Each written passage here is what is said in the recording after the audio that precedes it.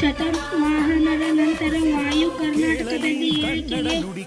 ಕದಂಬ ವಂಶದ ಸ್ಥಾಪಕ ಮತ್ತು ಪ್ರಸಿದ್ಧ ರಾಜ ಮಯೂರ ಶರ್ಮ.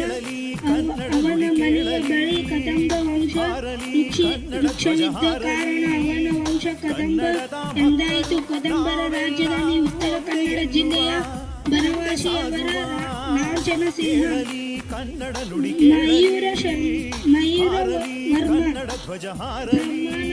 ಮಯೂರವರ್ಮನನ್ನು ವಿದ್ಯಾಭ್ಯಾಸಕ್ಕೆ ಕಂಚಿಗೆ ಹೋಗಿದ್ದಾಗ ಪಲ್ಲವರ ಸೇನಾಧಿಕಾರಿಯಿಂದ ಅವಮಾನಕ್ಕೆ ಒಳಗಾದನು. ಅವಮಾನ ಸಹಿಸಿದ ಮಯೂರ ಶರ್ಮವನ್ನು ಬ್ರಹ್ಮಣತ್ವವನ್ನು ತೋರಿದನು. ಕ್ಷತ್ರಿಯನಾಗಲು ಹೊರಟನು.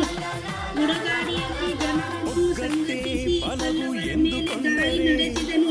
ಅಂತಿಮವಾಗಿ ಪಲ್ಲವ ದೊರೆದು ಅವನ ರಾಜ್ಯತ್ವವನ್ನು ಬಳಸಿ ಕರ್ನಾಟಕದ ಹಲವು ಪ್ರದೇಶಗಳನ್ನು ಮಯೂರ ಶರ್ಮನಿಗೆ ವಹಿಸಿದನು. ಮಯೂರ ಶರ್ಮನು ಚಿತ್ರದುರ್ಗ ಸಮೀಪದ ಚಂದ್ರವಳ್ಳಿ ಸಮೀಪ ಕರೆದನು ದುರಸ್ತಿ ಮಾಡಿಸಿದನು.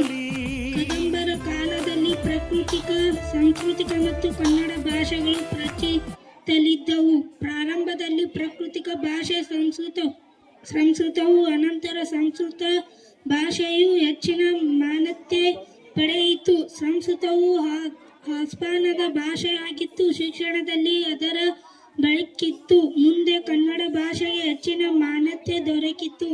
ಹಾಸನ ಜಿಲ್ಲೆಯ ಹಳ್ಮಿಡಿ ಗ್ರಾಮದಲ್ಲಿ ಕದಂಬರ ಕಾಲದ ಶಾಸನವೊಂದು ಕನ್ನಡ ಶಾಸನಗಳೆಲ್ಲ ಅತಿ ಪ್ರಾಚೀನ.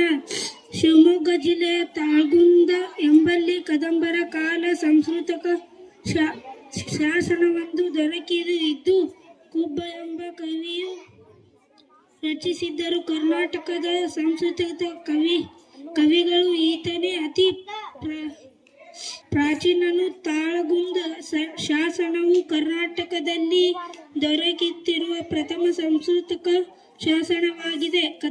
ಕದಂಬರ ಕರ್ನಾಟಕದ ವಾಸ್ತುಶಿಲ್ಪ ಮತ್ತು ಮೂರ್ತಿ ಶಿಲ್ಪಕ್ಕೆ ವಿಶೇಷ ಕೊಡುಗೆ ನೀಡಿದರು. ಅವರು ಬನವಾಸಿಯಲ್ಲಿದ್ದ ಅನೇಕ ದೇವಾಲಯಗಳನ್ನು ನಿರ್ಮಿಸಿದರು. ಮಧುಕೇಶ್ವರ ಇಲ್ಲಿಯ ಮುಖ್ಯ ದೇವಾಲಯ. ಮಧುಕೇಶ್ವರ ಕದಂಬ ಅರಸರು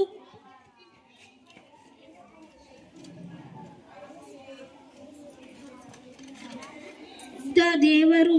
ಬನವಾಸಿಯಲ್ಲಿ ಮನೆ ಸೆಳೆಯುವ ಪರಶುರಾಮನ ಮೂರ್ತಿ ಶಿಲ್ಪ ಹೊಂದಿದೆ. ಧನ್ಯವಾದಗಳು.